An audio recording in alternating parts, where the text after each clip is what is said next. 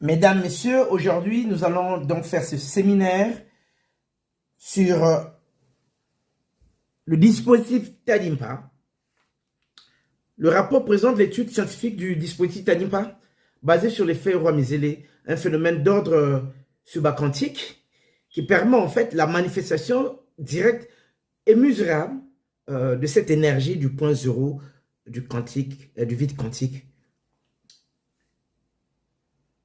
Contrairement au système traditionnel ou conventionnel, je dirais, où on crée l'énergie, on extrait l'énergie, ce dispositif présent, que nous présentons, ne crée pas de l'énergie, n'extrait pas l'énergie d'une source, mais il rend visible une densité énergétique toujours présente dans le vide quantique organisé. Ce rapport donc que je vous présente décrit la nature des entités subaquantiques impliquées, nanons et les nanoparticules, la structure fonctionnelle du dispositif TADIMPA, la méthodologie de l'expérimentation, ainsi bien sûr que les résultats observés. La question d'origine de l'électricité, c'est un problème.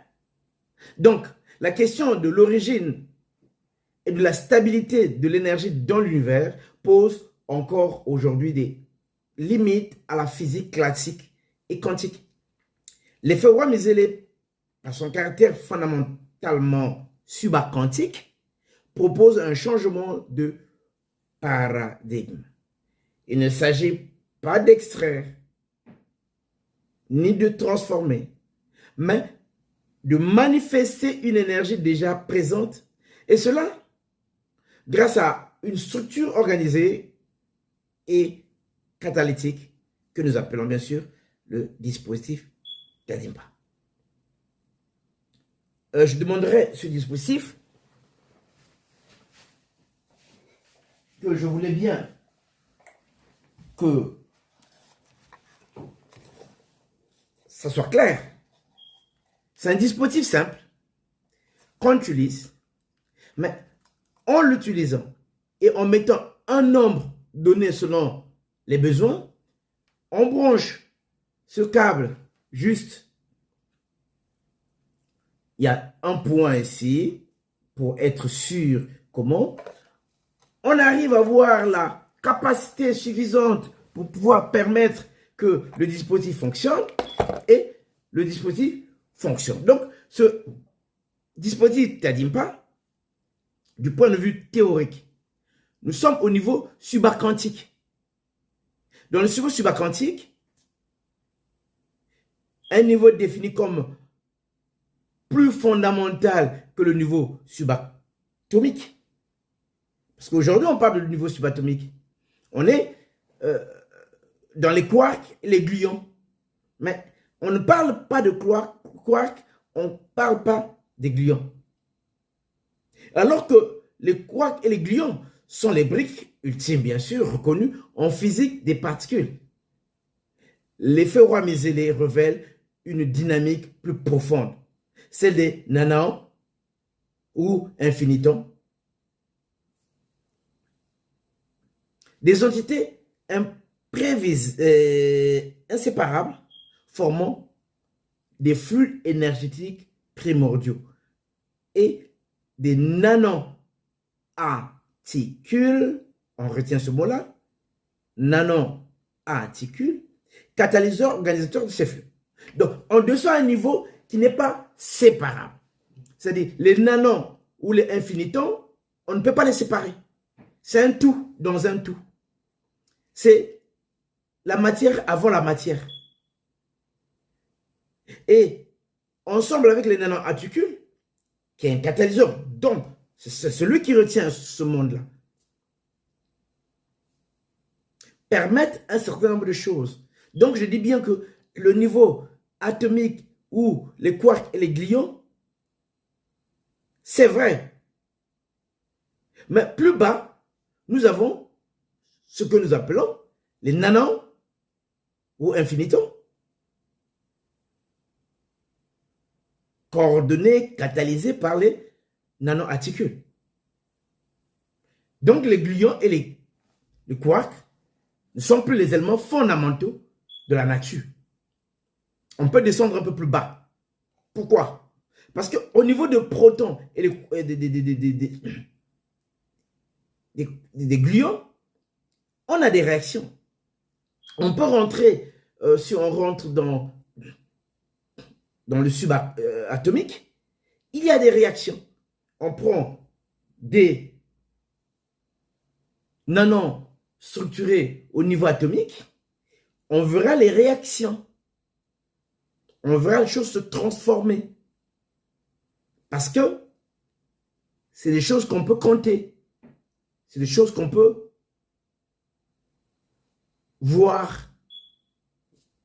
Mais quand on descend au niveau subaquantique, là, on peut constater, mais on ne peut plus séparer. Parce que c'est même la matière avant la matière. Vous avez la matière avant la matière, vous la séparez comment? Vous êtes à un niveau plus bas, un niveau qu'on ne peut pas comprendre du point de vue phénomène atomique. C'est-à-dire, dans le subatomique, dans ce phénomène où on a la molécule qui descend au niveau le plus bas possible qu'on puisse voir. Aujourd'hui, on est au niveau de quark. Mais est-ce qu'on peut descendre encore à un niveau plus bas que le niveau de quark? Oui. Les nanos montrent cette possibilité, les nanos, que au-dessous du niveau subatomique, il y a bien un niveau.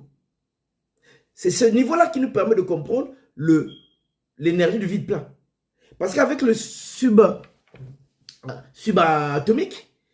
si on était au niveau le plus bas avec les quarks, on pouvait expliquer ce que c'est l'énergie du vide plein. Mais on n'arrive pas à expliquer ce que c'est le vide plein. On n'arrive pas à trouver d'où vient le vide plein, l'énergie du vide plein.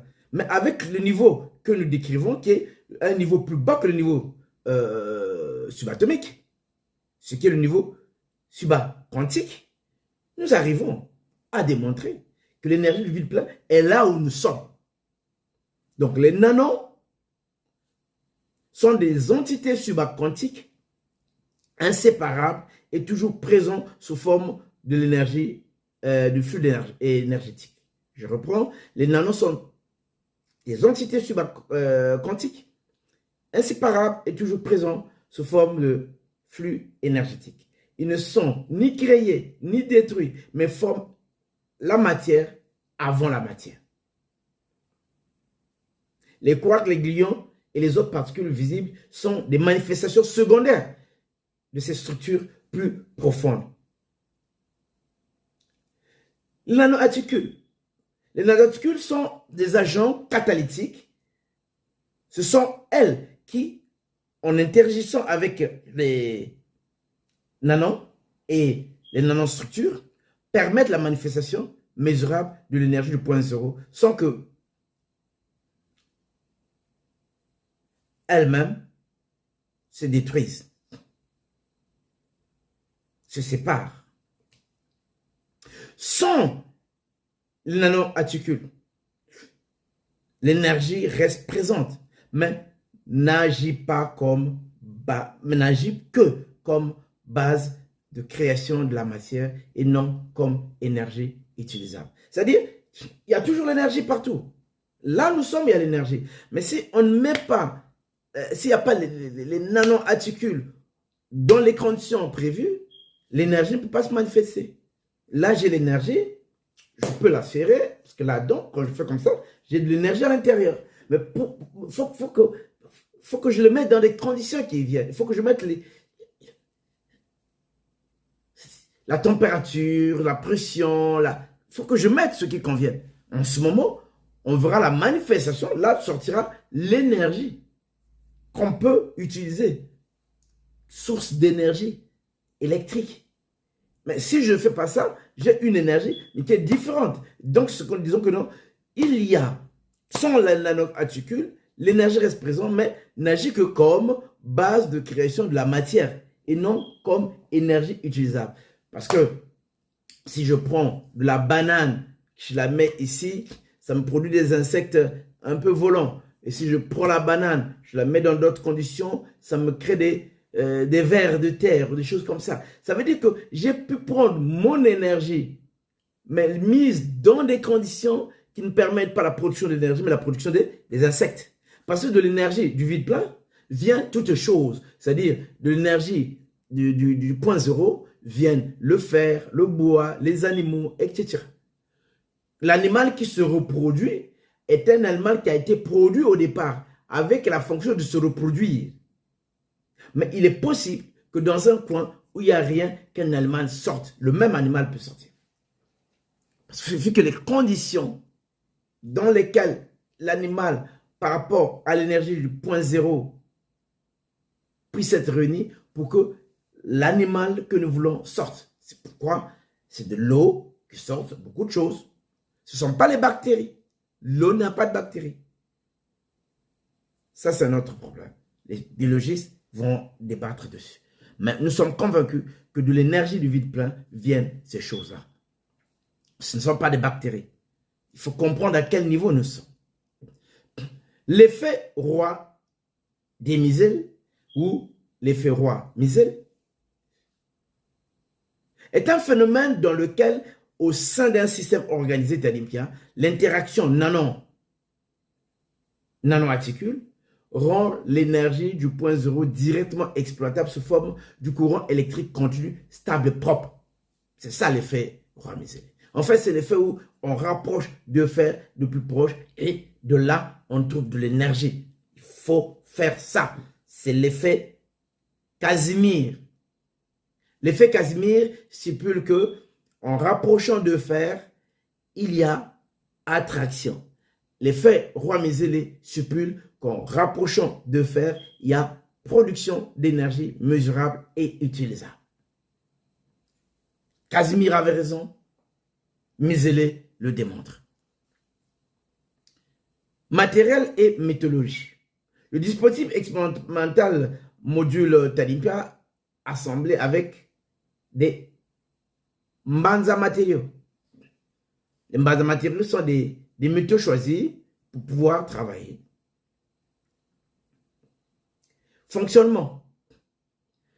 Bien sûr, on a testé ce qu'on est en train de vous dire. On n'est pas en train de parler de blablabla. Hein? Depuis 2023 jusqu'à aujourd'hui, sans maintenance, fonctionne parfaitement et en continu. On a pu reproduire l'affaire plus de 2000 fois depuis septembre 2022 jusqu'à 23 jusqu'à aujourd'hui 2025. La température, on part de 1 à 48 degrés, ça fonctionne. On peut aller un peu plus, on peut aller plus loin, mais ça, c'est les conditions où on se dit, dans ces conditions-là, vous êtes sans souci. Il y a 100 sources d'alimentation externe, 100 sources cachées. Nous avons testé plus de 268 cycles de mesure sous charge. On est constant, on a pu mesurer le volume, l'intensité, la stabilité temporaire. Les résultats obtenus montrent une production d'énergie répétable et stable. On peut, en mai 2025, 2000 expériences consécutives validées, avec une tension mesurable, absence de consommation externe de ressources énergétiques, hein. Stabilité du courant produit sans variation brusque ni perte énergétique significative, une production continue du courant stable et sans charge extérieure. C'est intéressant qu'on le dise, hein, qu'il y a une production du courant continu, que le courant est stable et qu'il n'y a pas de charge externe. C'est ça qui fait que ça soit une source d'énergie. On a donc découvert une nouvelle source d'énergie. L'absence de perte significative de performance après plusieurs milliers d'heures de fonctionnement. C'est intéressant ça. Hein? Une excellente tenue mécanique et thermique, hein, des aliases dans un matériau. On doit les améliorer, on doit travailler pour trouver un peu plus, tel qu'on l'a défini, tel qu'on ça fait. Mesdames, messieurs, Nous sommes dans un monde où ça marche, où c'est puissant, où c'est fort. Mais on compte sur vous. On compte les uns les autres. Pour le moment, je vais donc expliquer les mesures, les variables qu'on a pu faire. On a la tension, l'intensité, la puissance, l'énergie. On n'a pas calculé l'énergie pour tout. On l'a calculé pour ce qu'on a utilisé depuis septembre jusqu'à aujourd'hui. Et effectivement, on trouve que quand on fait les expériences de 25, de 2 volts, 5, voilà, avec un dispositif de 5 volts, on mesure avec les différentes charges. Hein. Ben, on trouve 5,2 volts, une intensité de 0,425 ampères. Donc, ça fait une puissance de 4,42 watts. On a aussi mesuré 50 fois 5,3 volts fois 0,88 ampères qui nous fait 4, voilà, un peu toutes ces valeurs que nous avons. Donc, les conditions de confirmation. Ces résultats confirment la faisabilité du concept et ouvrent la voie à une industrialisation du procédé. Observation expérimentale septembre 2023. On note bien. Les résultats pour le fonctionnement du dispositif Tadimpia du 1er septembre 2023 au 1er mai 2024 avec une tension de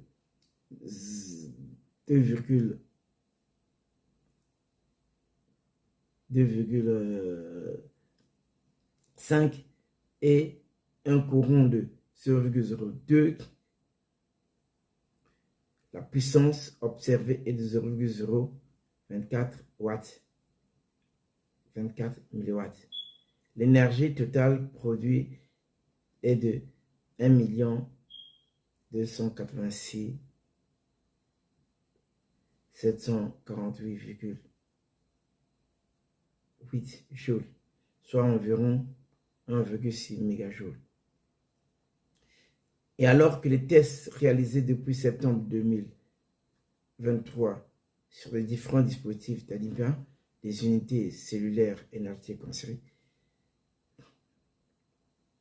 il a été constaté que l'énergie se manifeste sans élévation de température, aucun chauffement n'a été observé, ni au niveau des composants, ni dans l'environnement immédiat du système pendant le fonctionnement. Cette absence de chaleur confirme que la production énergique n'est pas issue d'une réaction chimique ou nucléaire, mais semble liée à une organisation des états subquantiques, sans transformation ni consommation de matière, et bien la manifestation de la matière du point zéro du vide quantique, le vide plein Tadier. C'est bien la manifestation de l'énergie du point zéro du vide quantique, le vide plein Tadier. Tadier a défini ce substrat comme un vide plein. Avec Casimir, on fait la pression, les trucs, les machins, la distance, c'est bien. Mais avec Tadimpa,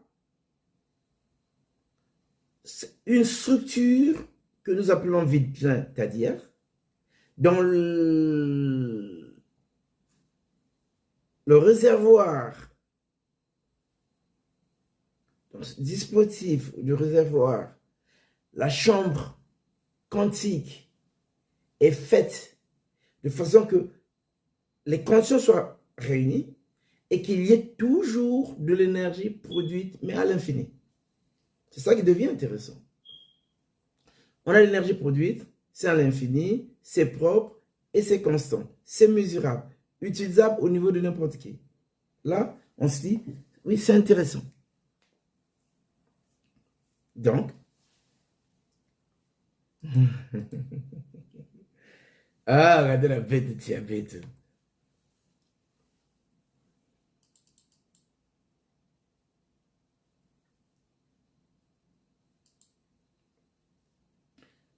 Résultat, la tension constante mesurée.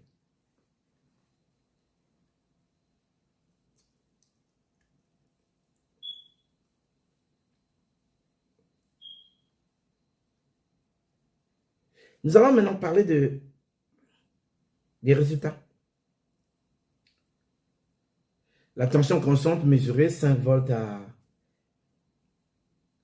5 volts 1, 5,1 volts à 5,3 volts. Ça, c'est bien. L'intensité 0,82 à 0,88 ampères. Tanipa produit un courant continu et illimité sans recours à une source externe. Les observations expérimentales montrent ce que je veux citer. Absence totale d'alimentation externe. Le dispositif Tanipa, quand on l'alimente comme ça, il n'y a pas vraiment, il n'y a pas quelque chose qui vient l'alimenter. Il est là. Ce qui est à l'intérieur, c'est ça qui fonctionne et toujours. Donc, on n'a pas à utiliser des sources externes pour que ça fonctionne. On branche, on a un nombre de données de ce dispositif Tanipa suivant sa puissance qu'on a, hein, qui a été décidé quand on l'a monté, et on le branche et ça produit. C'est vraiment sans source externe. On n'utilise pas de l'énergie extérieure pour ce dispositif. Le dispositif ne consomme aucune énergie. On lui donne rien du tout. C'est le système qui permet de produire l'énergie. Il tire son énergie exclusivement des fluctuations quantiques du vide. On n'a pas à utiliser du pétrole, du bois. Non, il utilise le vide plein, il utilise le vide qui est confiné à l'intérieur de ce dispositif pour produire du courant que nous mesurons. C'est sérieux. La stabilité a été mesurée, la tension, l'intensité, la puissance sur une longue période. Donc,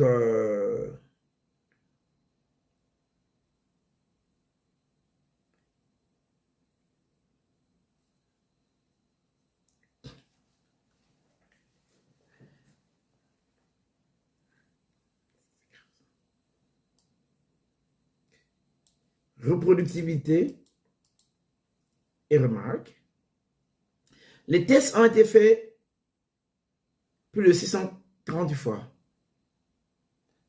Et ça montre aussi que on peut faire, refaire.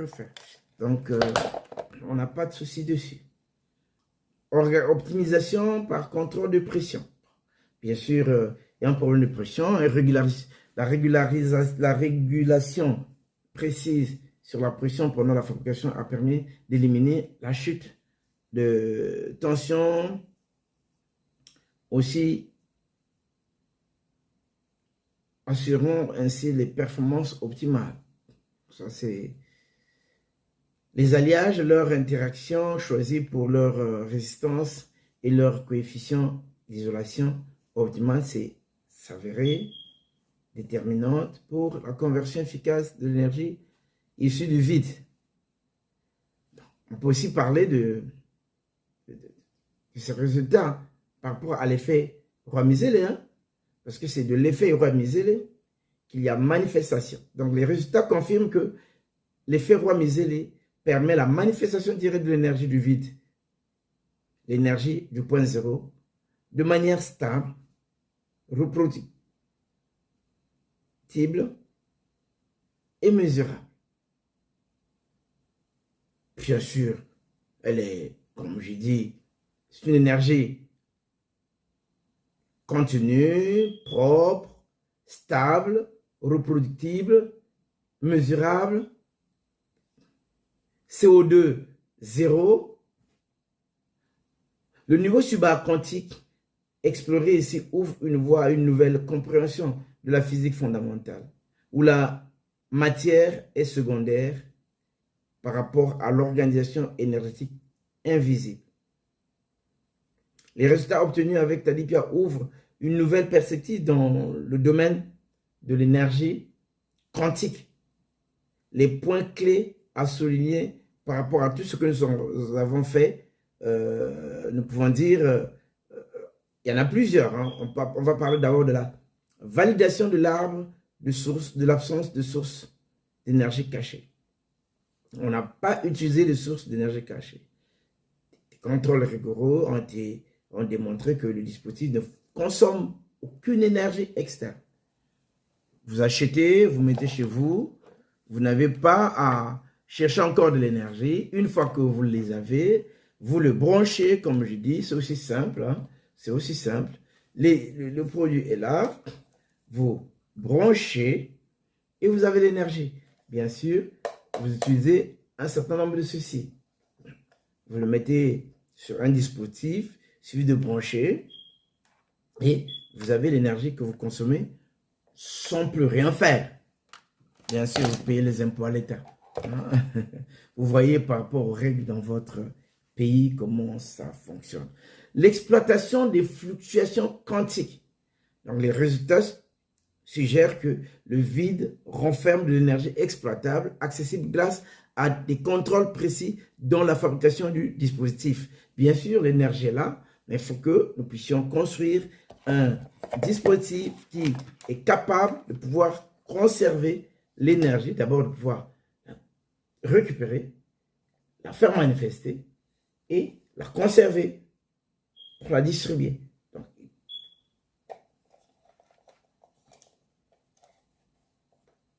et même le mot conserver n'est pas très bien placé, parce qu'il l'exploite directement, l'énergie se manifeste directement et est consommée par le dispositif. S'il n'y a pas de dispositif, l'énergie voilà, elle est perdue, si vous voulez. Elle repart dans la nature. Parce que quand vous produisez l'énergie qui n'est pas consommée, elle repart dans la nature. Parce qu'il y a bien production. Parce que si le dispositif était une batterie, la batterie va s'épuiser sans qu'il y ait rien. C'est bien, il y a eu manifeste, il y a eu utilisation, il y a eu production d'énergie, il y a eu consommation d'énergie. Donc, quel que soit, et le dispositif t'a dit pas lui, vous ne consommez rien. Oui, ça ne consomme rien. Ça ne consomme rien. On n'introduit rien. Mais il produit l'énergie par la manifestation de l'énergie du point zéro du vide quantique, le vide plein. La sécurité, l'autonomie en utilisation quotidienne. Oui, bien que le contrôle de la pression soit essentiel pour la fabrication, pour optimiser les performances du dispositif, une fois assemblé et calibré, le dispositif est conçu pour être totalement autonome, sans contrainte par l'utilisateur. Le dispositif fonctionne de manière entièrement sécurisée et n'exige aucune intervention liée à la pression. De plus, il est écologique, ne produit aucune émission de CO2. Ça, c'est intéressant. Hein, n'est-ce pas que c'est vraiment intéressant? C'est vraiment intéressant. Hein? C'est vraiment très intéressant. Reproductibilité, robustesse. C'est 2 points. Non, la haute fréquence des essais avec 2000 fois en Belgique et 2 fois en France renforce la faisabilité, la crédibilité expérimentale et la constance du phénomène observé. Implication théorique. Ces observations nous invitent à comprendre qu'il n'y a pas violation, des lois de la thermodynamique. Pas violation. Conclusion.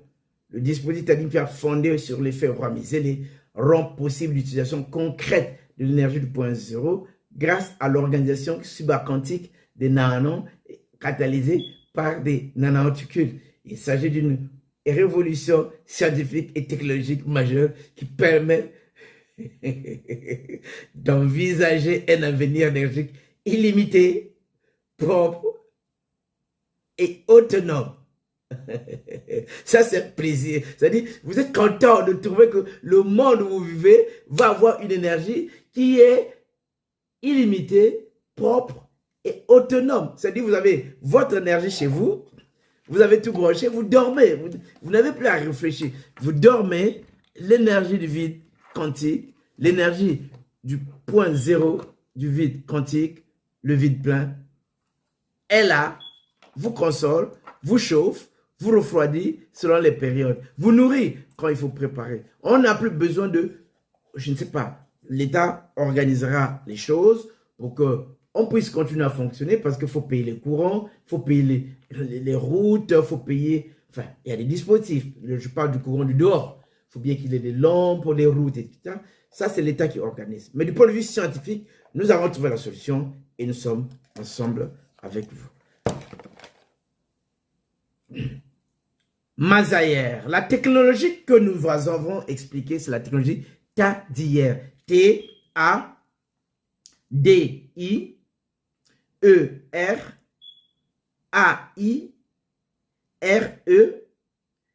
technologie TADIR. Avec cette technologie, nous avons l'énergie avec nous. Les faits roi misés nous montrent, c'est bon, tenons. Je remercie l'ensemble des personnes qui suivent, qui vont éventuellement poser des questions. Et pendant que les choses se font, nous sommes ensemble.